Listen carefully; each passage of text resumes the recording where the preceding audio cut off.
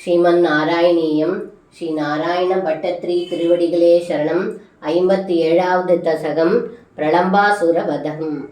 ராமசகக்வாபிதினே காமத பகவன் கதோ பவான் விபினம் சூனுபீரபி கோபானாம் तेनुबीरबी संवृधोलसद्वेषः सन्दर्शयन् बलाय स्वैरं बृन्दावनश्रियं विमलां काण्ढीरैः सह बालैः बाण्डीरगमागमो बडं गिरीढन् दावद्दावघनिधन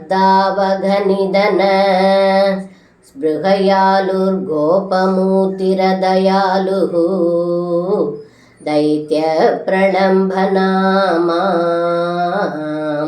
प्रलम्भबाहुं भवन्तमाभेदे जानन्नभ्यभिजानन्निव तेन समं निबद्ध सौहार्दः वडनिगडे पडुबशुभ व्याबद्धं द्वन्द्वयुद्धमारब्धाः गोपान् विभज्ञदन्वन् शङ्खं बलभद्रघं भवत्कमपि त्वद्बलभीरुं दैत्यं त्वद्बलगदमन्वमन्यथा भगवन् कल्पितविजेतृवहने समरे परयूदघं स्वदयितधरं श्रीदामानमदद्दा प्राजितो भक्तदासधां प्रदयन् एवं बहुषु विभूमन् बालेषु वहत्सु वाक्यमानेषु रामविजितप्रलम्भो जहारदं दूरधो भवद्भीत्या त्वद्धूरं गमयन्तं तं दृष्ट्वा हलिनिविहितगरिमपरे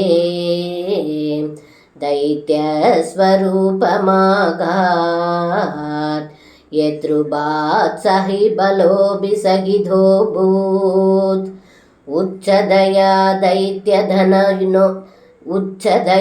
दैत्यधनोस्त्वन्मुखमालोक्य दूरधो रामः विगतभयो दृष्टमुष्ट्या वृषदुष्टं सपदिभिष्टवानेनं हत्वा दानववीरं प्राप्तं बलमालिलिङ्गितप्रेम्णा धावन्मिलदोर्युवयोः शिरसि कृधा पुष्पवृष्टियमरगणैः आलम्भो भुवनानां प्रलम्भं निधनमेव मारसयन् कालं विहाय सद्यो